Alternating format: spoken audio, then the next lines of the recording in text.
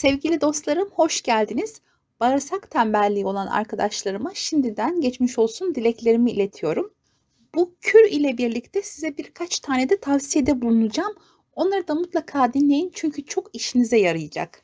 20-25 yıl önce böyle bir sorun yaşayıp çözmüş birisi olarak size nacizane tavsiyem, bağırsaklarınızı lütfen çok genişletmeyin.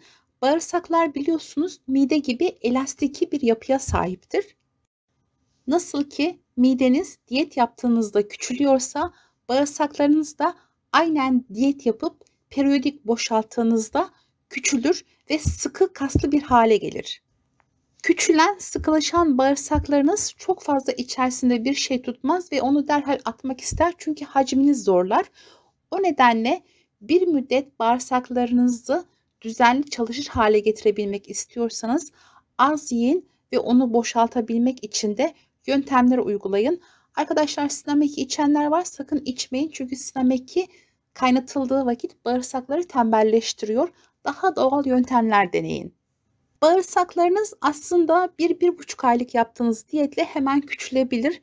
Çok çabuk aksiyon alabilir ama o 1-1,5 ay kendinizi biraz sıkmanız gerekiyor. Bağırsak çalıştıran yumuşak yiyecekler yemeniz lazım ve kepekli ekmek tüketmeniz lazım. Böyle yaptığınız takdirde bir ömür boyu bağırsaklarınızı düzene sokabilirsiniz. Benim böyle kronik bir sorunum vardı. Aynen bunları uygulayarak aştım. Böyle bir sorununuz varsa 1,5 aylık diyetinizde zeytinyağlı kabak, zeytinyağlı kereviz, özellikle zeytinyağlı Brüksel lahanası, içine sarımsak da koyabilirsiniz pişirirken, lezzetli olur. Yoğurt da güzel tüketilir. Özellikle Brüksel lahanası çok bağırsak çalıştırır. Brokoli, kuru üzüm, kuru incir, hurma, bunlar lifli yiyeceklerdir. Bağırsak çalıştırır. Sevgili dostlarım, bağırsaklarınızı çalıştırmak zorundasınız. Çünkü bağırsakların içerisinde kıl gibi, tüy gibi reseptörler vardır. Oradan vitaminleri emer. Siz bağırsaklarınızı katı bir kabız hale getirirseniz o reseptörleri sıyırıp kopartıp öyle dışarı çıkar. Dolayısıyla ümmi sisteminiz zayıflamaya başlar. Renginiz diğer insanlara göre daha soluk benizli olur. O yüzden bağırsak sağlığınıza çok dikkat etmek zorundasınız. Çünkü bağırsak sağlığınız yerinde değilse aynı zamanda B12 eksikliği, demir eksikliği ve kan değerlerinin düşüklüğü, vitamin eksikliği gibi sorunlar da yaşarsınız. Ben şimdi bir kür yapacağım. Bu kür hakikaten diğer kürlere göre çok etkili.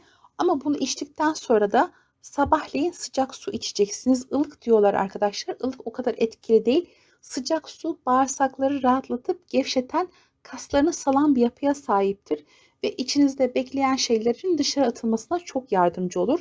Eğer bir bardak sıcak su işinizi görmüyorsa ikinci, üçüncü bardağı da için ta ki tuvalete çıkana kadar. Bu sıcak suyu nasıl yapacağız? Yarım bardak soğuk su koyuyoruz. Yarım bardak da kaynamış su koyuyoruz. Yudum yudum içiyoruz. Bu yaklaşık 50-60 derece civarında oluyor. Çok fazla kendinizi yakmadan aynı çay içer gibi kahvaltıdan önce yudum yudum bunu için. Sorununuz çok mu büyük, çok mu sizi zorluyor? O zaman şöyle bir şey yapabilirsiniz. Demir hindi alın aktardan. Bir kibrit kutusunun 1/6 kadar kesin. Onu kaynatın, 2 fincanlık demir hindi için. Yine bunun haricinde hoşaflı kayısı alın. Bunu akşamdan sabah suda bekletip bol bol bütün gün hoşafını için. Ama ilerleyen günlerde artık bunlara ihtiyacınız kalmayacaktır. Çünkü bu kadar fazla uyguladığınız şeyler size iyi gelmeye başlayacaktır. Bunun haricinde kayısı da tüketebilirsiniz. Ama zamanla bunları yavaş yavaş terk edeceksiniz. İlk etapta eğer çok dirençliyse sizin ona bu şekilde yüklenmeniz gerekli ve az yemek yiyin arkadaşlar. Biraz öğünlerinizi düşürün. Sizin bağırsaklarınızın çalışmıyor olması sadece bağırsak sorunu değil. Bu demektir ki midenizden az asit üretiliyor, karaciğerden enzimler az geliyor ve pankreas salgılarını az veriyor anlamına geliyor. Ancak siz bağırsaklarınızı en azından terbiye ederseniz buradan gelen az salgıları bağırsaklarınız ile tolere edebilirsiniz. Bu bir kısır döngü gibi. Zaten pankreas ve karaciğerin salgılarını az göndermesi sizin bağırsaklarınızın vitaminleri, mineralleri az emmesi ve onların çalışmasını engellemesinden kaynaklanıyor. Dolayısıyla siz bunu kısır döngüyü kırıp düzene soktuğunuz anda her şey rayına oturacaktır. Eğer mideniz sağlamsa ekşi mayalı tam buğday ekmeği yiyin. O da evde yapılmış olan tam buğday ekmeğinden yiyin. Çünkü tam buğday ekmeği bağırsaklarınızı çok iyi çalıştıracaktır. Aynı zamanda size ayda 2 kilo da verdirecektir. Çünkü şekeri de düzenler tam buğday ekmeği. Gelelim kürümüze. Kürümüz için 1 bardak soğuk süt ve 1 tane kuru incir gerekli.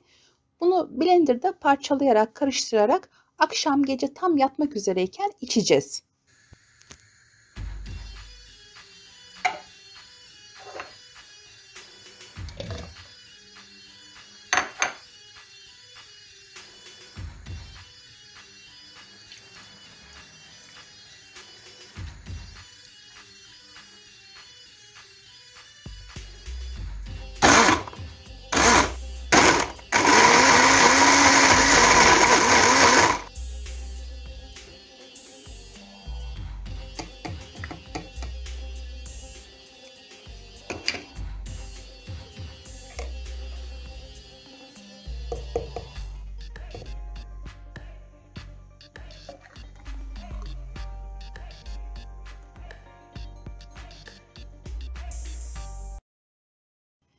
Şeker hastasıysanız bu karışıma 1 çay kaşığı tarçın katabilirsiniz. Sizi rahatsız etmesin gece boyunca, şekeriniz yükselmesin diye.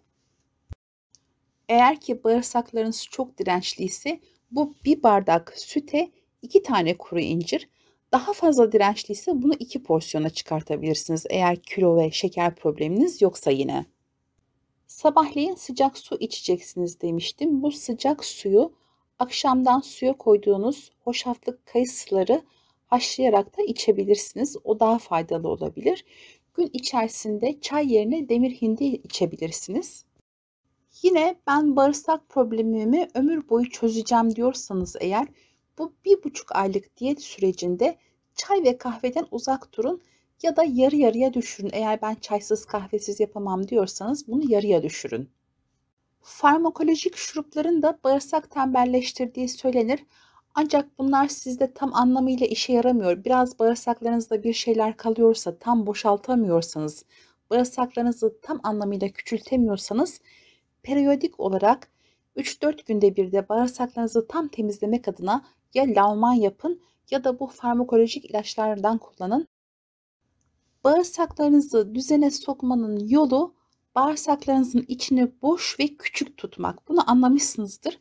Bir müddet böyle tutarak elastikiyetini sağlamasını ve küçülmesini sağlayacaksınız. Ve daha sonra siz yediğinizde de 1,5 ay sonra biraz yediğinizde de zaten hacmi küçük olduğu için içindekileri bırakmak gereği duyacaktır. Düzene girecektir. Sevgili dostlarım, bir sorun sizde kronikleştiyse bunu çözmek zorundasınız. Sadece o organ değil, diğer organları ve vücudun tüm sistemini aslında o sorun etkiler. Bununla ilgili sormak istediğiniz şeyler olursa yorumlara yazabilirsiniz. Sizlere döneceğim inşallah. Görürsem eğer yorumlarınızı, bir sıkıntı olmazsa. Bazen YouTube silebiliyor biliyorsunuz yorumları. Ben daha evvelden böyle bir kronik sorun yaşadım. 2-3 sene yaşadım. 20-25 yıl önce ve çok araştırdım. Üzerine gittim ve çözdüm bu sorunu. Sizlerin de çözmenizi çok isterim. Bu sorunu kökünden çözüp halledin ve sağlıklı olarak hayatınıza devam edin isterim. Beni izlediğiniz için çok teşekkür ederim.